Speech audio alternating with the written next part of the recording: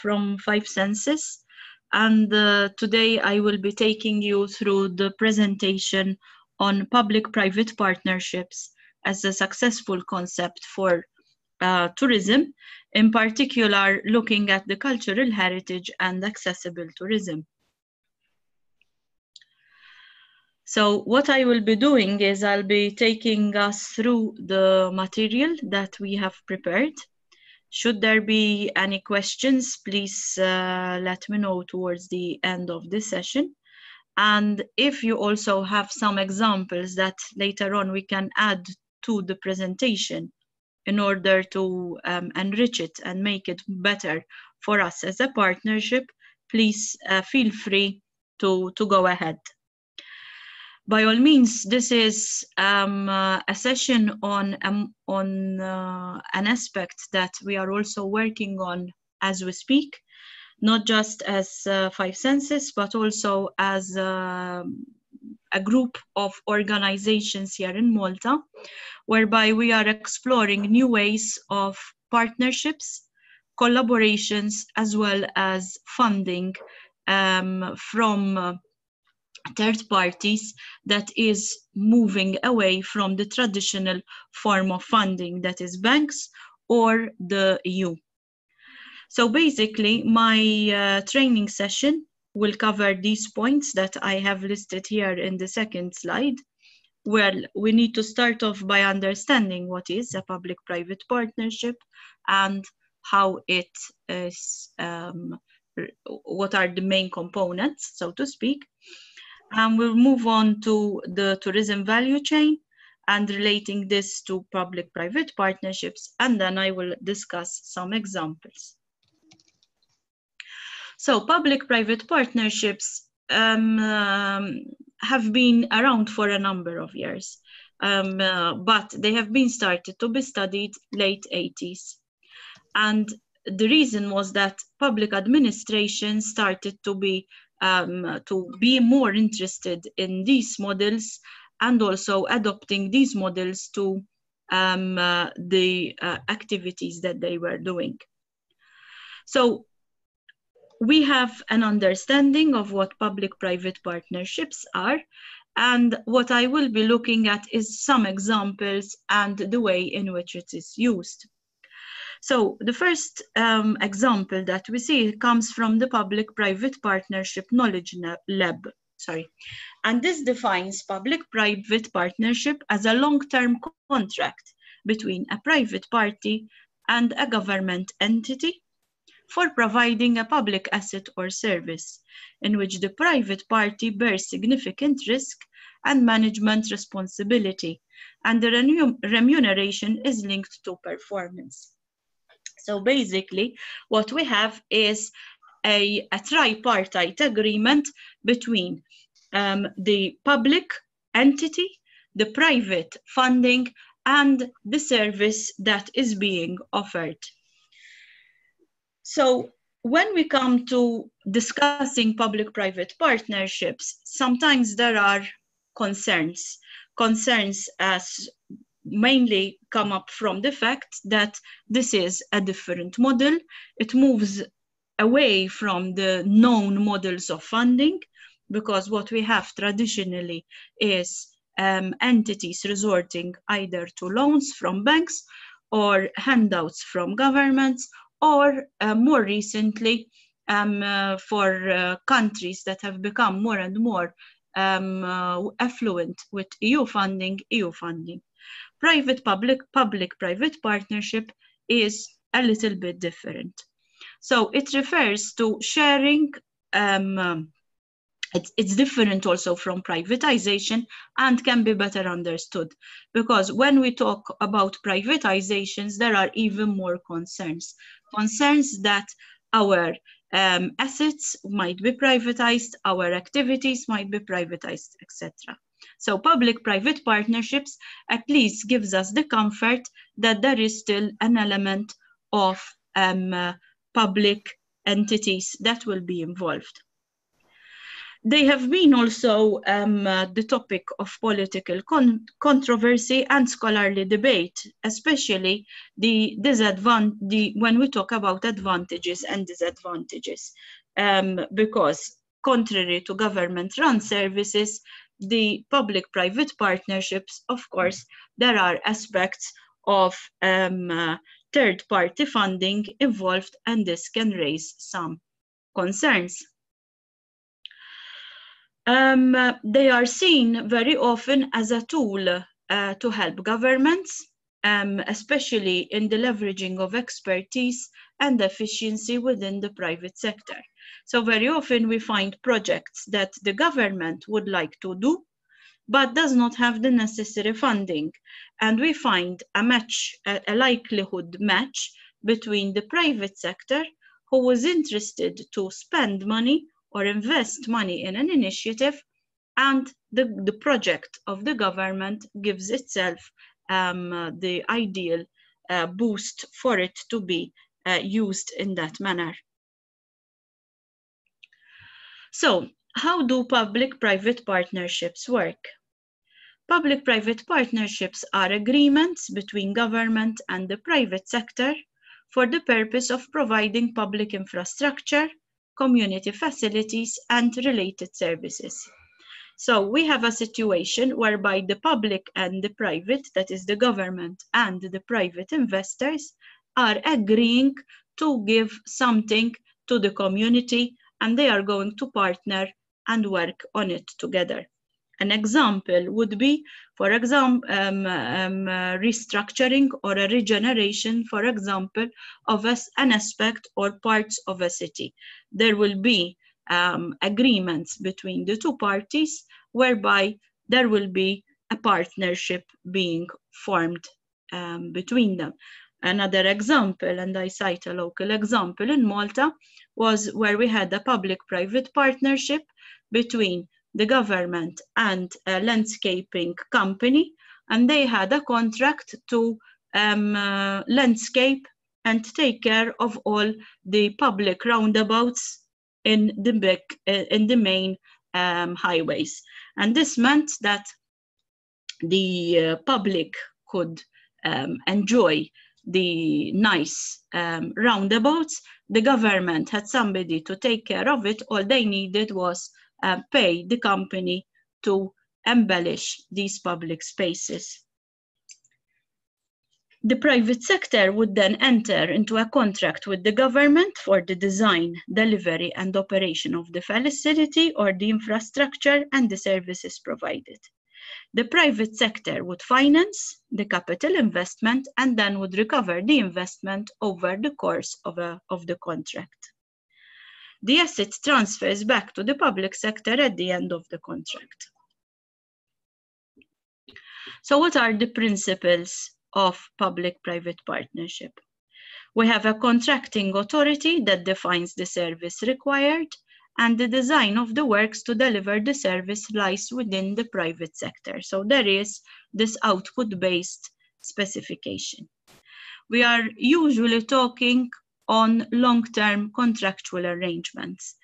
Some examples are as long as 25 to 30 years, others can be as low as 4 to 5 years. So the contractual arrangement may be determined also at the time of the contract itself. So there is value for money, that is cost measured against conventional procurement, and the whole life cost and quality are combined to gauge the value for money. Risk, there is transfer of risk. So the transfer, there is risk ownership by the private sector.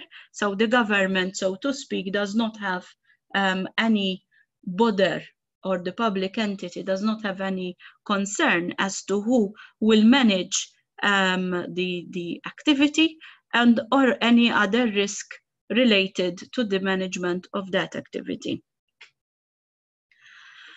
There is market competition.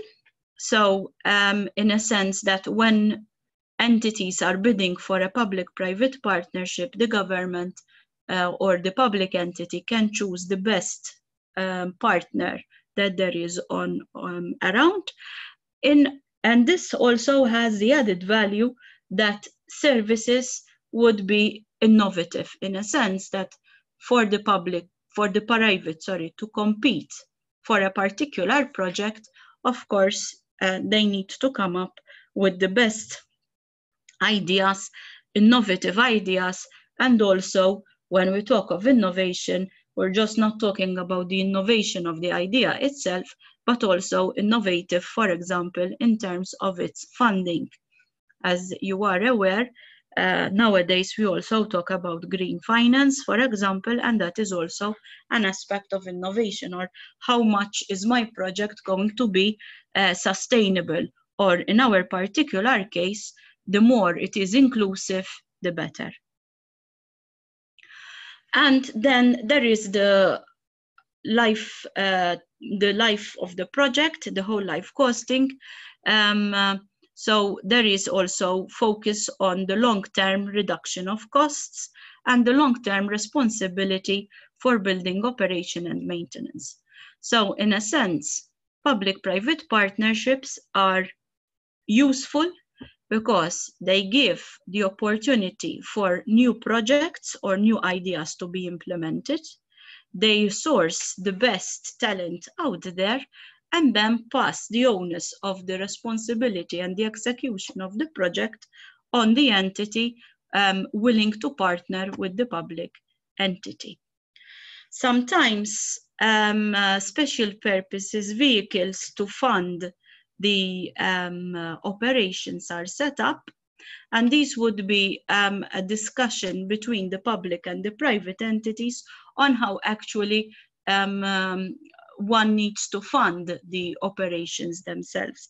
And these are different between the different and diverse from contract to another, and can vary from equity, shareholder, loan agreements, or debt. And these would then formulate together the financing model that is the SPV, the special purpose vehicle, that then will fund the project itself.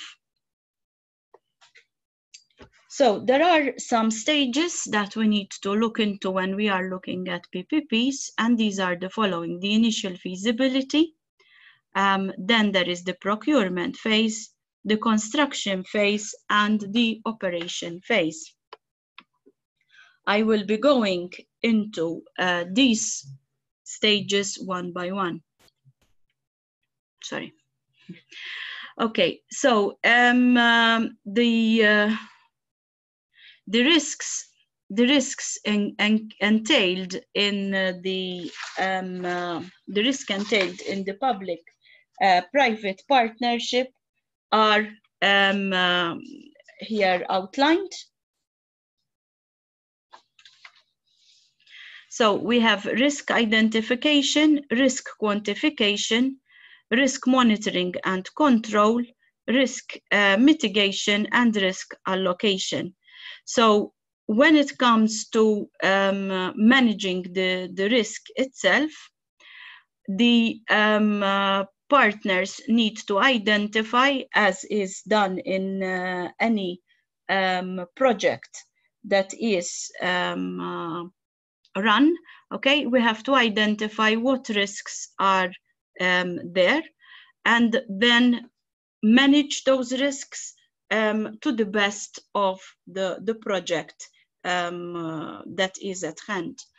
Very often, this is the phase that requires discussions by both parties, and the private sector needs to understand better or best what risks need to be taken into consideration in order to manage better expectations all the way around. As we may be familiar with the different funding bodies, there are different forms of funding, or rather, let me rephrase that, different forms of investors depending on the project. So there are investors who like high risk, investors who like low risk.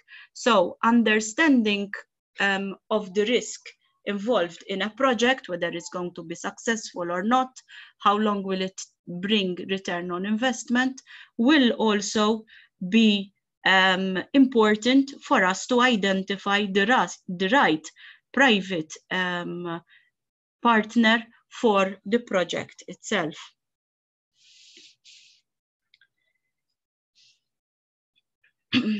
So what are the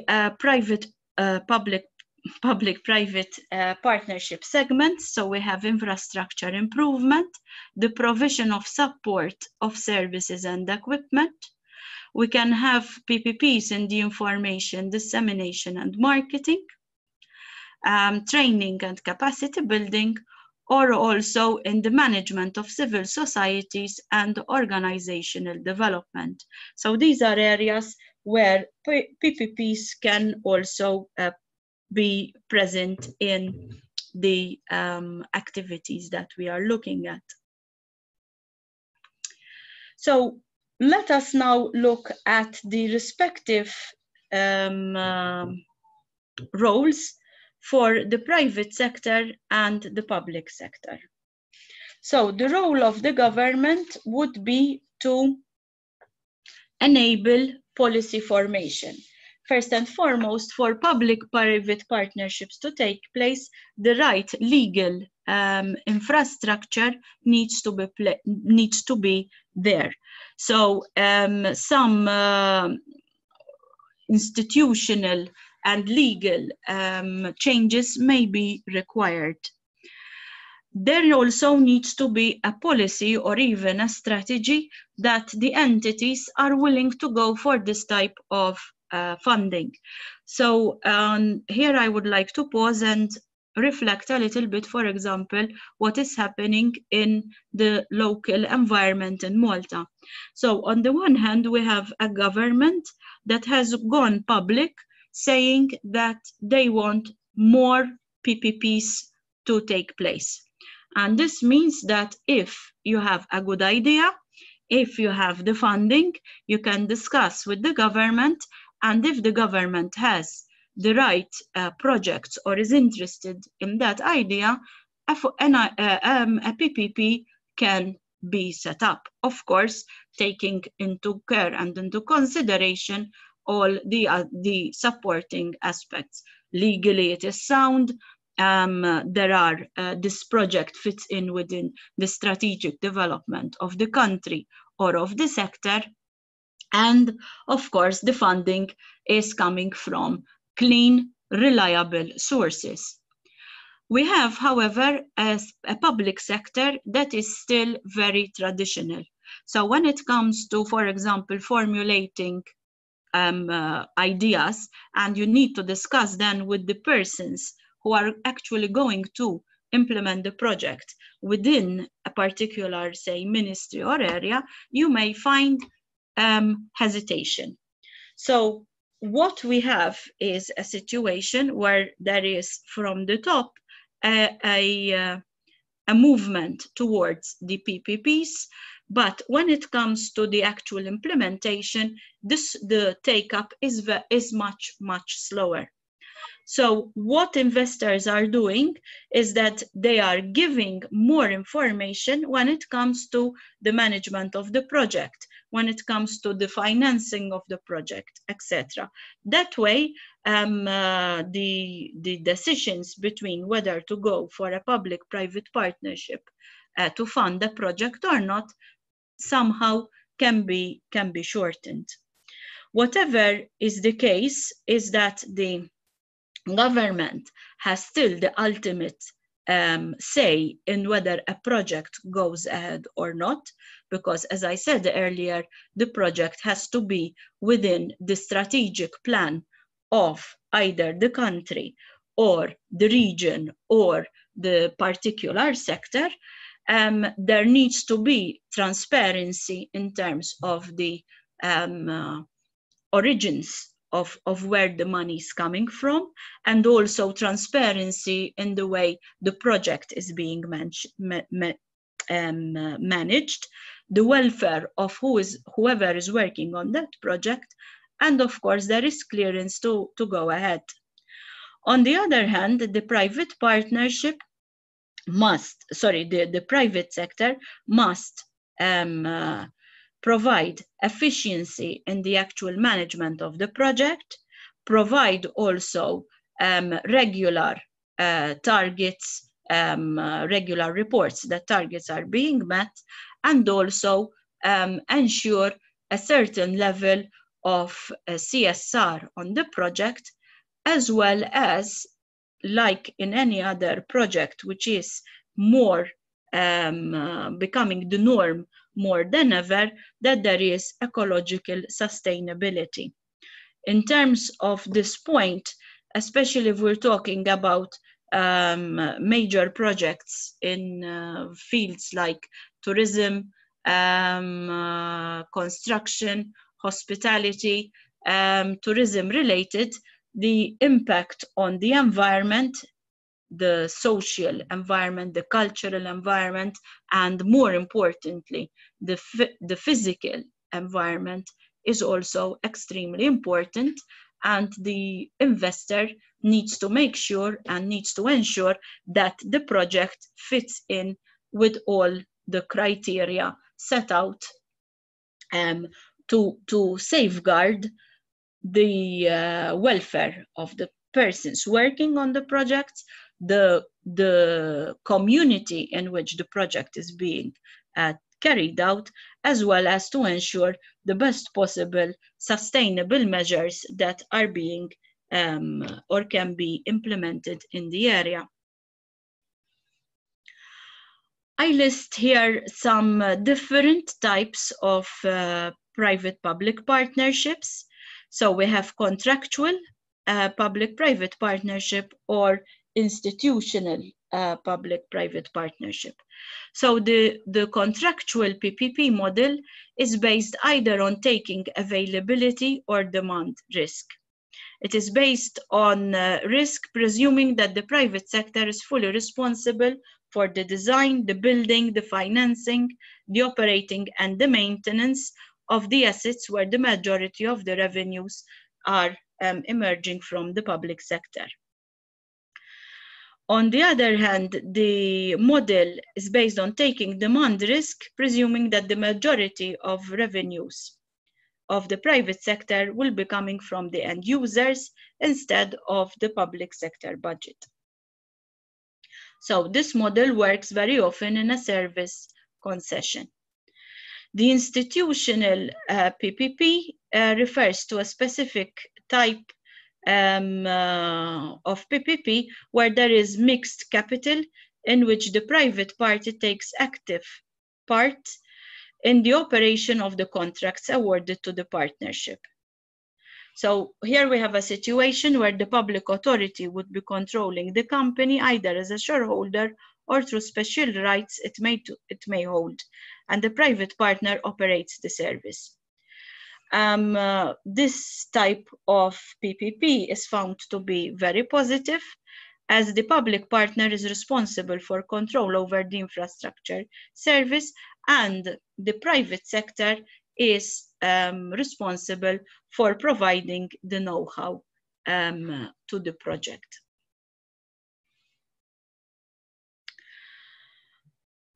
This slide looks at the extent of one type of models, outlining the different agreements that could result in different public-private partnerships. So we start from the public sphere, moving into private, public-private partnership, where we have different types of public-private partnerships, ranging from management and operating contracts to actual joint ventures, and then into a full private sector-owned type of activity. Of course, depending at which type of level we are involved in, you have the extent from low, whereas we are more towards the public sector, to the high, where we are more towards the privatization element in the spectrum. The second model again builds off, is how shall I say, a modification of the first. Okay, so whereby we have the private sector involvement versus the risks. So the higher the risk, the more there is private sector involvement, and it works the other way round in terms if you have low risk, low private involvement.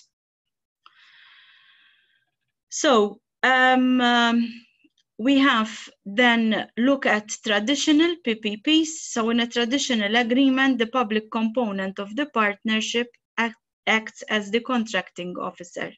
It looks for funding and has overall control of the project and its asset. Most common examples are public road projects, maintenance of parks, the construction of schools, and other public buildings. So this is the most traditional form of public-private partnership, whereby the government has the idea and the private sector is the contractual worker. So this is very similar to what we would call a tender or a service contract. We move then on to the operation and maintenance PPPs, whereby the operation and maintenance of the public-private partnership, the private component operates and maintains the project, while the public agency acts as the owner of the project. So this includes, for example, bridges and tollways. And this is also the model I explained earlier of the roundabouts management, whereby the government offered the space, they gave the public space of the roundabouts, and the private sector was maintaining and embellishing the public space. And then we have design-build PPPs, which are similar to a client-contractor arrangement, but the private sector would be the one that is designing and building the facility, and the public partner will provide the funds for the project. So the public partner would retain ownership of the projects and any assets generated through its use. An example here would be, we had, for example, again in Malta, the regeneration of the access into the city, whereby we wanted it to be more accessible to persons who have, who are arriving at the harbor. And maybe some of you are already familiar with Valletta, so you could have different options to coming into Valletta. One, it was a very circumventional way, using the traditional road network. The other one was to reinstall an old lift, whereby persons could, within minutes, be at the center of the city by means of an electric lift. This has improved tremendously the accessibility to the city.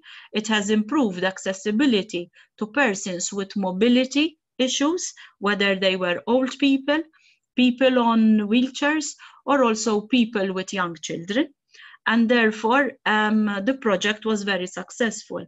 What happened here was this, that the private sector created the idea.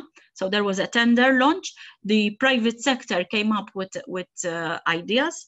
They were, of course, different contestants, but the winning entity had the idea to use a panoramic lift, to use sustainable means of access. They also promised to redo part of the road network linking the port to the city. So they had many plus points why they had the project. The government is the main entity, the country basically, is the main recipients of the funds that people pay to use the lift. But at the same time, there have been many plus points because for both the visitor, Valletta is more accessible. For Valletta city, the fact that you had more people coming into the city meant also a boost in the economic activity. And this was as a part of a holistic project to regenerate the Grand Harbour area. So we see that these projects also have a role in the overall objective of also the development or the embellishment of a particular city or space. So we have design built, operated PPPs. These would be similar to the design build, but include ongoing operation and maintenance of the property, facility, or project by the private party, and the public partner acts as the owner of the installation and provides funds for the construction and the operation. So here we are taking it a little bit further, whereby the public entity is also the giving in more funds into the project. The design, build, finance, operated PPPs are a variation of the one before and includes the component for general financing supplied by the private contractor. The private party provides financing and design and then builds, possesses and operates the facility. The public partner provides the funding only while the project is being used or is active. So here is we are seeing now a lesser role in the public sector in this model, in this fifth model. The sixth model is the build transfer. Under a build transfer operated PPP, the private partner builds the facility and transfers it to the public partner.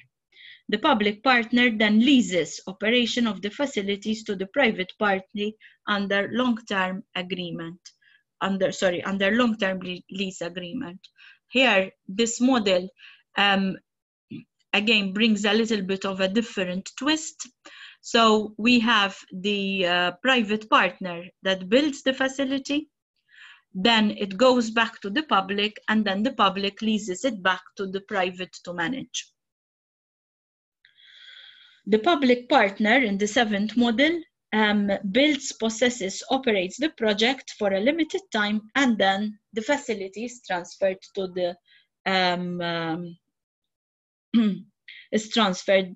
the public agency, and this is known back to the community. Under build, own, operated contracts, the private contractor will be owning, possessing, owning, and operating, and then there will be a slow privatization process. We can go for a lease PPP and then a concession, whereby the private agency would operate and maintain the facility for a specific period of time, and the public partner would retain the ownership of that facility.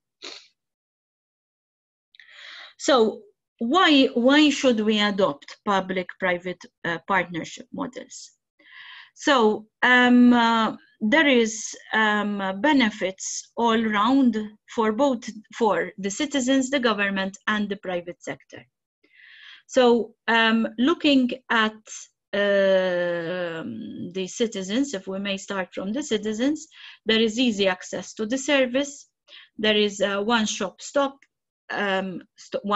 shop, whereby they can have the activities, convenience, flexibility, and also a saving of indirect costs and hardships. Why? Because they are not actually going to go through the pain of having a project being done by the public sector, which usually and traditionally take a very long time to be carried out. If we take roads, for example, well, classically, again using my country as an example, classically we had to endure years and years of work, when today we are using a PPP model for road building, and roads are being done in a faster, more efficient, and also cost-effective manner, to the pleasure of a lot of us who would need then not to suffer as a result of having major roads being blocked up. And I think this is something that we all can relate to. The government would benefit because there is a minimization of the financial outlaying, there is better liquidity because in public-private partnership, there is shared responsibility and therefore also shared resources. Protection against technology becoming obsolete, speedier implementation, and efficiency in management. For the private partner, there is a reliable stream of revenues because the private partner is doing projects and therefore they have more activities coming in.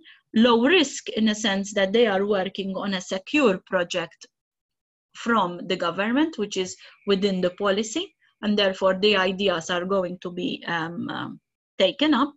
There is, of course, the creation of employment because more projects you would require more services, more skills. Capturing business from related sectors. So, for example, we are finding another area that our group is working on is on circular economy.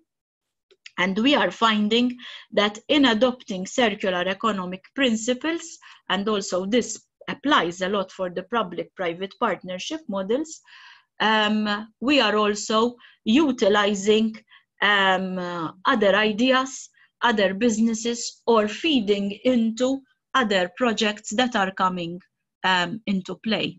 And I would like here to also cite an example from this project in particular, whereby we are working with stakeholders, the heritage stakeholders, the private stakeholders, and we are also working on accessibility as a sustainable model for these entities to adopt. So from an idea in the project, which is funded, let's say, by public funds through the project, there is, of course, an element of the private enterprise through us coming on through our own resources, etc. We will be creating as a result of this project, and it will be done as a parallel outcome of the project, for a sustainable model whereby we are looking at more inclusivity, for example, in the heritage sector. And this can then be transferred, and this is what we will be exploring later on, whether it can be transferred to aspects or parts of the city. So moving away from the heritage side into other aspects of related areas that can also benefit from the outcomes of a project. And this is what the PPP models gives us the opportunity for. Furthermore, there is an added value of invoking private sector skills, experiences, access to technology, and innovation.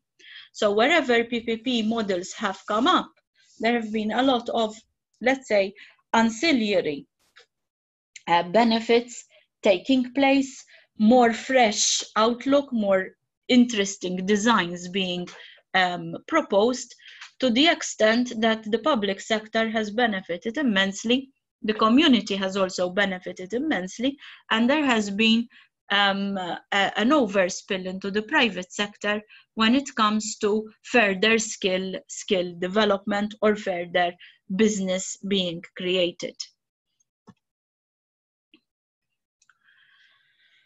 Okay, one thing that I have already referred to, but it is important that we look at, is that usage of public-private partnership and the successful outcome of such an initiatives one has to have an environment, political, legal, social, that supports this type of model. It has to be a model that is pro-market, and it is also pro-development. PPPs will not take place or will not be successful in an environment that is very much risk averse, for example, or in an environment where there is too much regulations or regulatory bodies that do not allow for the movement of new ideas or the flexibility that new ideas bring with them.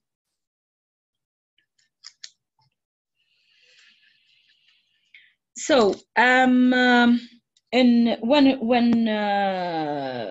we come therefore to the usage of the PPPs, we have to go through the stages that I outline out here. This is taken from a guidebook on promoting a good governance in public-private partnerships, and it is important that we don't wake up in the morning and say, okay, we want to do public-private partnership. This is a learning process. And as I said, looking even very closely to what we are doing in Malta and how the public entities have also reacted to these initiatives, I can share with you that this is a very long process. It is an educational process, and it is also it takes time for people to leave their traditional modes of thinking and become open to new ways of thinking, because it does require a change in the mind frame and the mindset of everybody when it comes to PPPs. So there is the first stage that involves the governance, is the policy framework. It needs to be there. There needs to be, as I said, the legal viability. So whoever is actually engaging in PPPs, there are the right legal structures. It is good also to look at project pipeline. It's not just you have a PPP model for just one project, but it should be also, and it makes more sense, to have diverse projects being thought out. Because this would engage more the private sector, it would attract more foreign direct investment or investment, whether it's foreign or local, and it would also mean that this is something that it is here to stay. It is not a one-off project, but it is something that will continue to grow over time. So then the foundations needs to be set up, and these will then help us to move from this stage to the second stage, whereby there is legislation introduced, the guidelines are made public. You would have your own PPP units within the infrastructure itself, and continue to build the marketplace. And the most important thing is leveraging new sources of funding.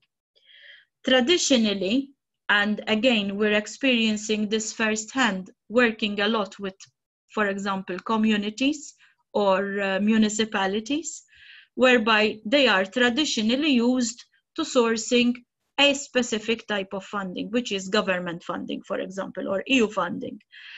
This type of opportunity gives us also the idea that we can also leverage new sources of funding, primarily coming from investors. There are people out there who are willing and ready to invest into new projects and into new ideas.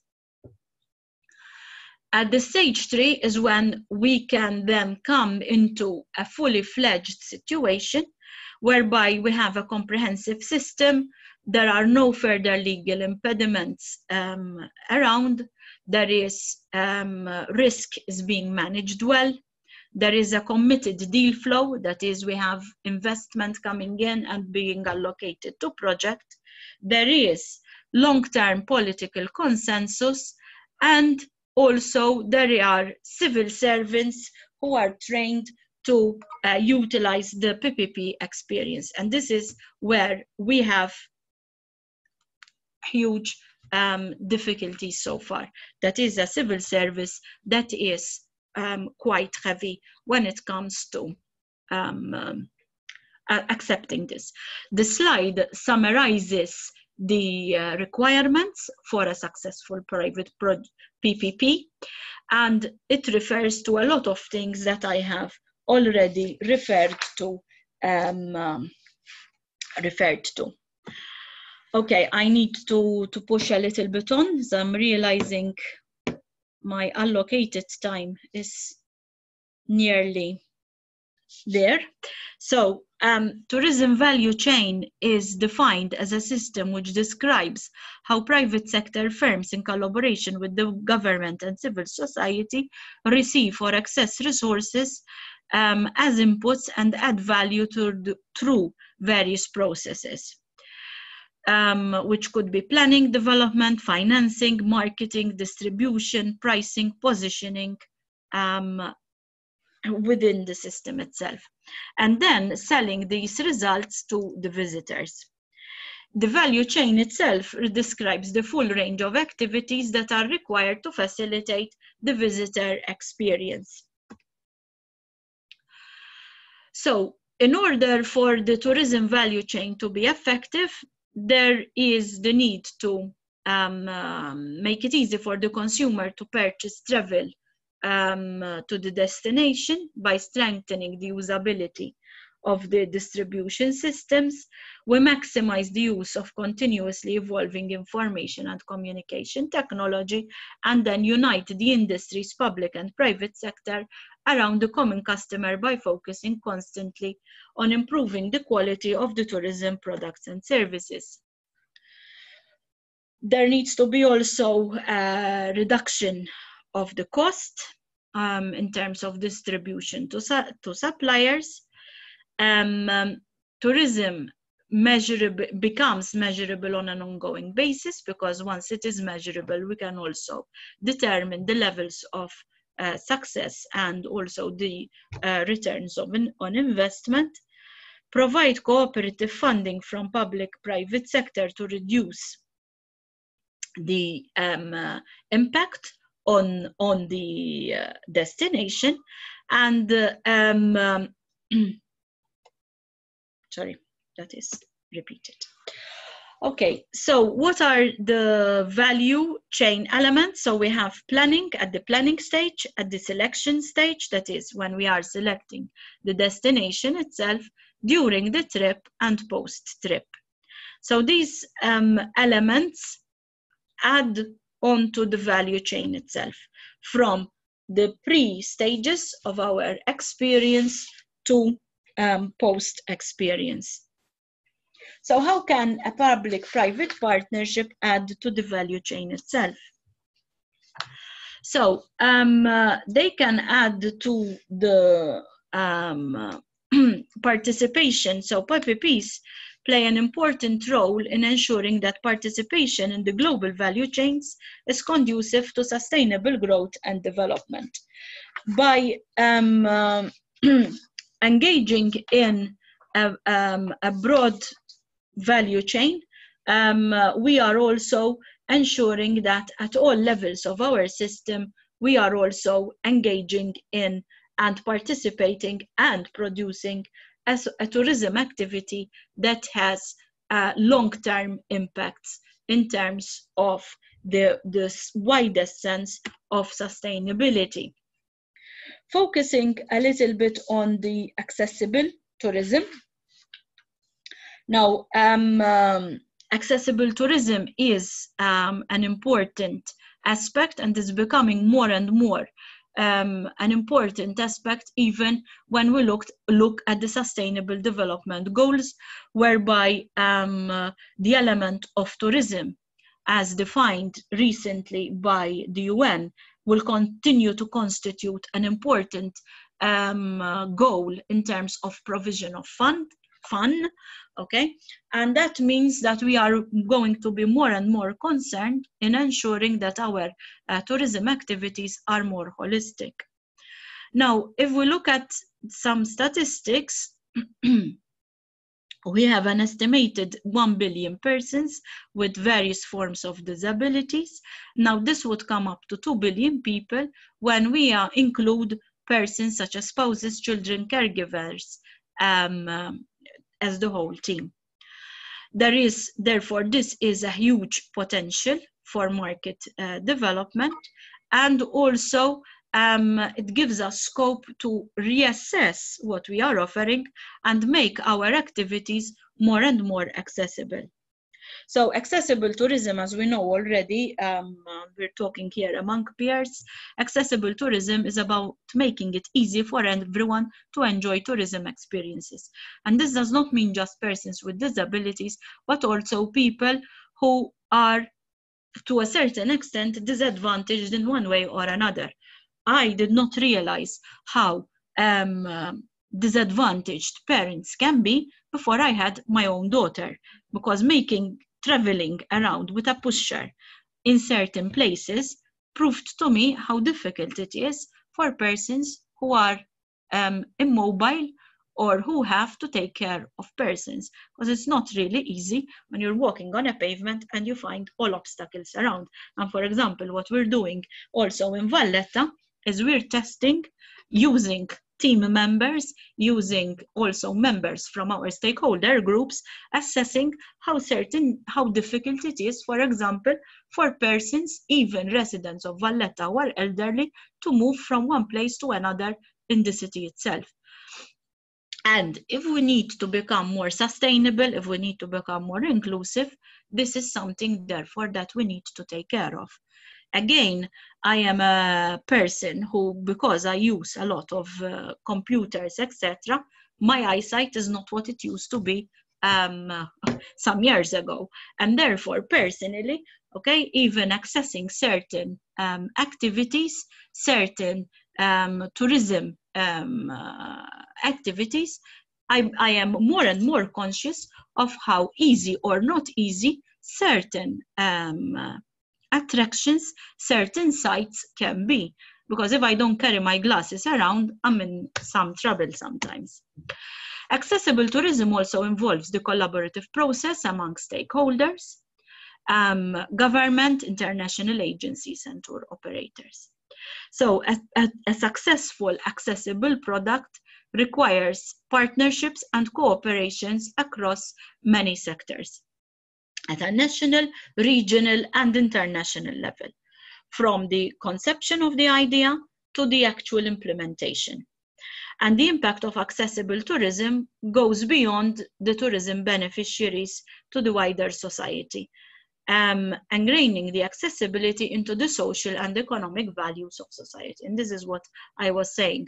What we're doing when we're looking at sustainable Valletta, for example, or sustainable heritage sites, we are looking also at making these not just accessible for visitors, read tourists, but also accessible for us as people who are also living in the community. What are some of the barriers? So some of the barriers are finding the right information, and then simple things like checking in of luggage, a room with the needs. And sometimes this is not that easy. I mean, again, looking at my own experience, I had the opportunity some years back to organize a meeting where we had one of our guests who had mobility issues. He was on a wheelchair. Having checked everything, we thought we were all right until we came to organize a boat trip where the gangway was too narrow for this person to access the boat by wheelchair.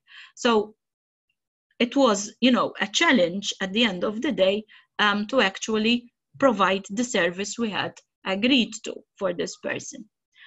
So some of the challenges of the persons with disabilities include untrained professionals who are not able or capable of giving the right advice, inaccessible booking services or related websites, the lack of accessibility in airports, inaccessible street and transport services, as I mentioned. So, for example, sharing with you that in Malta now we have part of our transport service which is accessible. Some of it is still inaccessible, especially if you're going into a bus and you have high steps. You cannot go up if you're an elderly person or if you're carrying children or heavy shopping. So these are things that, you know, are quite practical. And then unavailable information. So the information is also important so that people are more aware of what is available and not of what is not available. Accessibility is a central element of responsible and sustainable tourism development policy. It is a human right imperative, and also it provides exceptional business opportunities. So to ensure that accessible tourism is developed in a sustainable manner, we need to have that tourism destination goes beyond the ad hoc services offered. But there is also more care and attention in what goes on into the creation of the tourism product per se.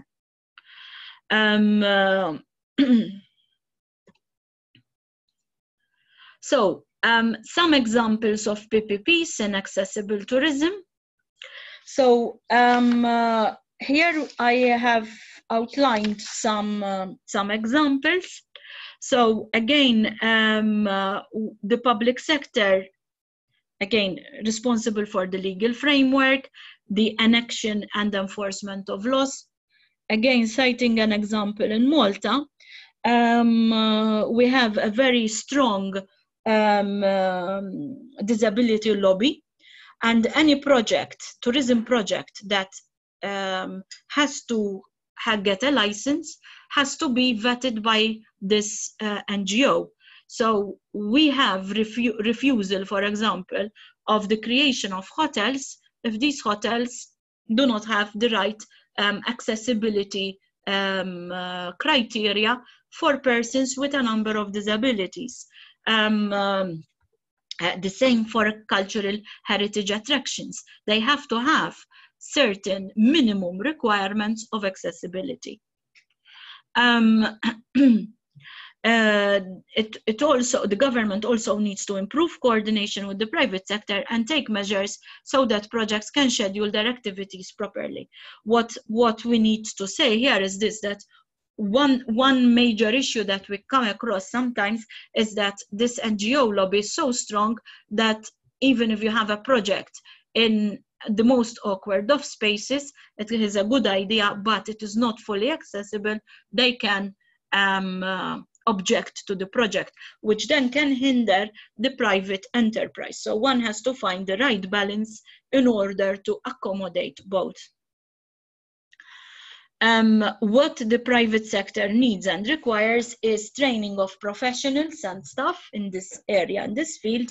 And for example, in our tourism school, for sure, there's been an introduction for guides as well as persons working in the hospitality sector to become more aware of the needs and requirements of persons with different forms of accessibility issues. The next slides take us through some examples of accessible tourism in public-private partnership, starting with Avila in Spain. So here we have a situation where the PPP for accessible tourism was part of the whole municipal policy. And they have guaranteed accessibility to all areas of society. So accessibility here was taken not just for visitors, but to encompass the whole society itself. The involvement of associations, and therefore the associations became an important stakeholder together with the public and the private sector to highlight what were the needs and to identify best tools for creating a place where full rights could be experienced and enjoyed. This also meant that not just the relative institutions or the pertinent institutions were engaged, but a project such as this required and necessitated that there were other entities involved. And this therefore became, this is how it became, a project engaged by the community.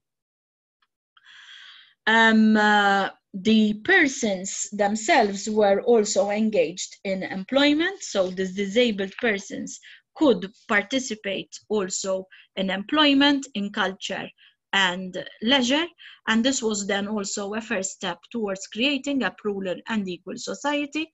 And therefore we are seeing here a situation whereby the disabled person, that is the person, is not just the person requiring the service, but the disabled person can also become the person, the part of the entity giving that service. New technologies were required. For example, in Malta, we had a very interesting project, which unfortunately did not materialize, whereby the Heritage Malta was going to create a visual aid for persons who had or suffered from claustrophobia and could not go down to visit the catacombs. They were designing a particular technology to make the catacombs more accessible for everybody, even for people who had visual impairments. Maybe this project is still on the cards. It's finding the right mechanism to take it forward. Base work for specific studies. So again, engaging in the community to understand better where and what needs to be changed. And then the final benefit was the dissemination and promotion of Avila as an example of a city that provides for everyone an accessible tourism destination. Looking now a little bit more into the cultural heritage.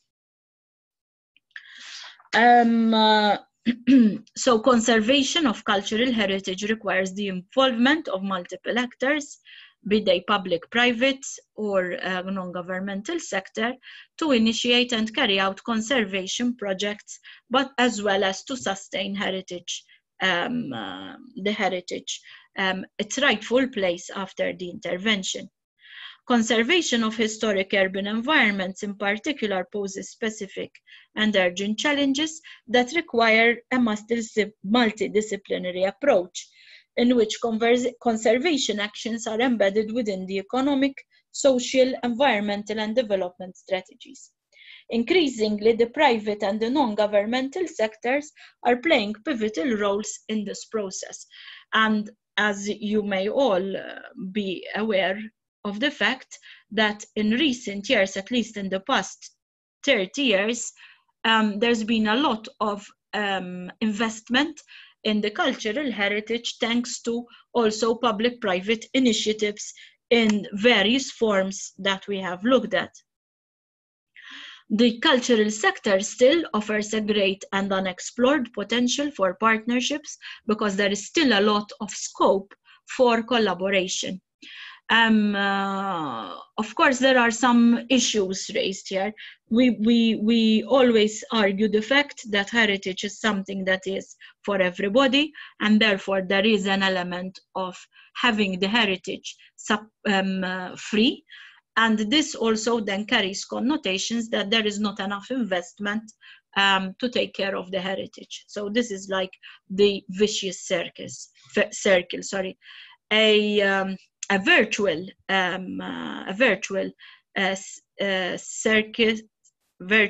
cycle would imply that with a little investment we can protect more our heritage, but that would also require and necessitate some funding even from the visitors themselves, which then would lead more and more into the the preservation of the cultural heritage and its propagation forward. Of course, thankfully there are entities who are willing to also invest and cash in then into the restoration, into the development of cultural heritage, and this helps therefore to increase further the accessibility and the sustainability of cultural heritage. Some public-private partnerships that have been adopted in the field of cultural heritage are digitization. So a lot of work has been done in the digitization of culture, in the recreation of culture, the virtual experiences of culture, online access and digital preservation, the conservation of immovable property, and the managing of the cultural services. So some PPP strategies for cultural heritage that have been successful include trust building, because this could take place via public encounters, online communication, and social networks. So the public representatives of the public administration are there to explain the benefit of the PPP to the community. Okay, so this means that this is something that we're doing together for the general good of the community. The citizens also need to be participating in the process by contributing, by sharing their views and their experiences, and also, why not, maybe even by contribution towards the embellishment of that source or area. Training. So in the private sector tends to be more advanced in terms of training, in terms of investment, as well as in terms of resources. So they can get things done faster and quicker. By simplifying the administrative processes, then the PPP becomes also something that is doable in the heritage sector. However, as we stated earlier, a balance is needed between serious monitoring and seamless implementation of the procedures. Some benefits of public-private partnerships to tourism in general. Just referring a little bit to my notes, and I'm nearly done. So it involves a range of stakeholders, all of whom are affected by multiple issues in the field of tourism development. There is a decision-making power and control, and this will be diffused to multiple stakeholders. The involvement, therefore, of several stakeholders will increase the social acceptance of policies, and parties that are involved in the policy making may have a greater commitment to putting the resulting policies into practice. More constructive and less adversarial attitudes result from working together, and parties who are directly affected by the issues may bring their knowledge, attitudes, and other capacity to the policy making process. Therefore resulting in greater innovation and greater effectiveness.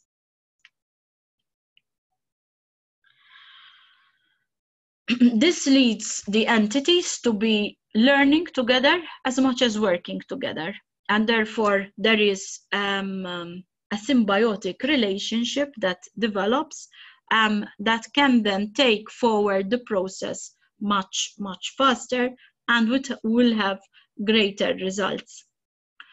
There is more consideration for the economic, environmental, and social and cultural issues that affect the sustainable development of the resources, and therefore there is also a greater recognition of the importance of non-economic issues and interests, which will strengthen the range of tourism products available.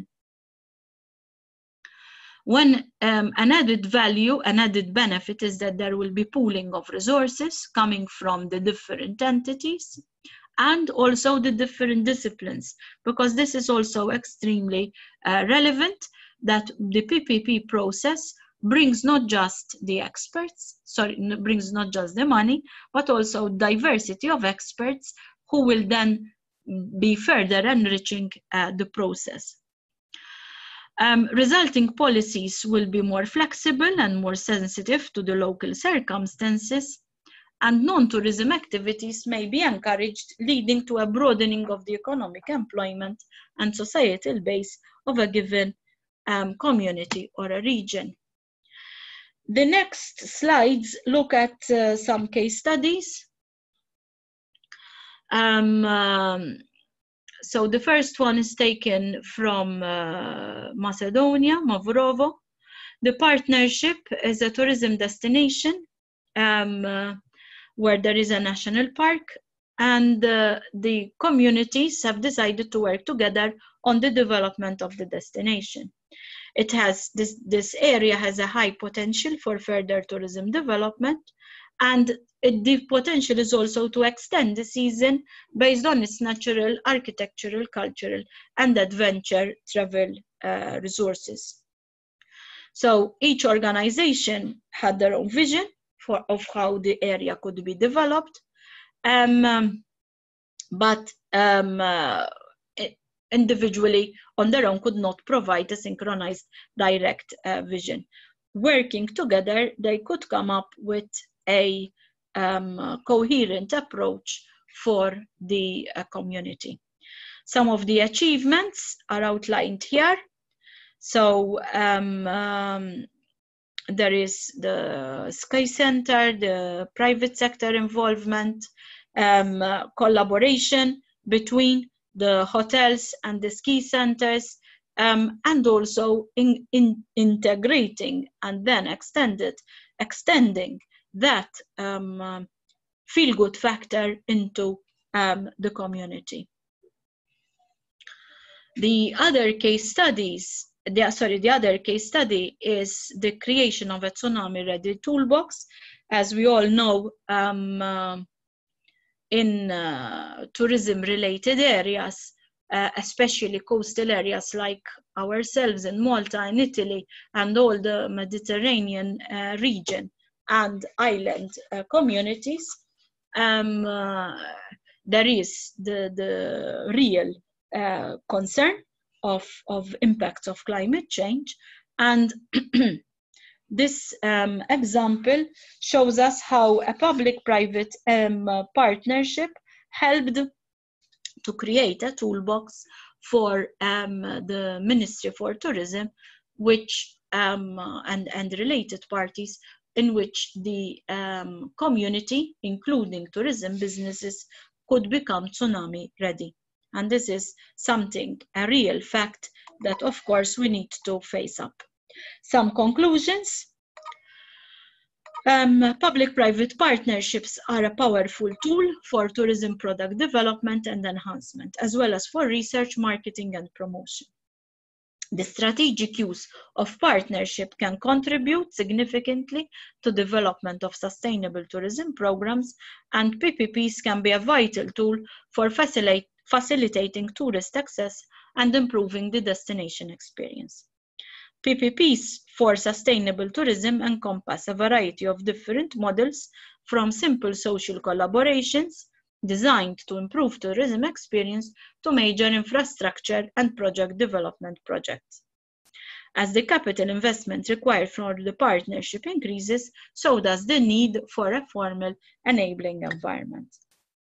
And that is what I had to share with you.